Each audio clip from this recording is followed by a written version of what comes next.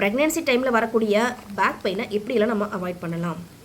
First 4 மாதம் வந்து பெரிய டிஃப்ரென்ஸ் இருக்காது. ஆனால் 4 மாதத்துக்கு அப்புறம் வந்து பார்த்தீங்க அப்படின்னா அவங்களுக்கு ஸ்பைனோட ஷேப்பில் சேஞ்சஸ் தெரிய ஆரம்பிச்சிடும். இந்த டைமில் அவங்களுக்கு கண்டிப்பாக பெயின் வரும்.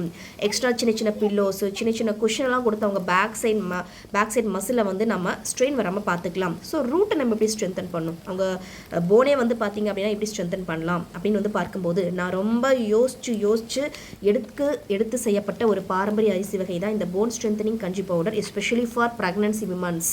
ஸோ இதில் வந்து கருப்பு கவுனி, மாப்பிளை சம்பா, ரத்தசாலி, சுக்கு, மிளகு, திப்ளி போன்ற இதர வகைகள் வந்து இதில் அடங்கியிருக்கு. முக்கியமாக இது செய்யப்பட்ட விளைவிக்கப்பட்ட இடத்தை நான் டேரெக்டாக சைட் விசிட் பண்ணி அங்கே மழை நீர் மற்றும் பஞ்சகவியத்தினால் தெளித்து உருவாக்கப்பட்ட பாரம்பரிய அரிசிகள்.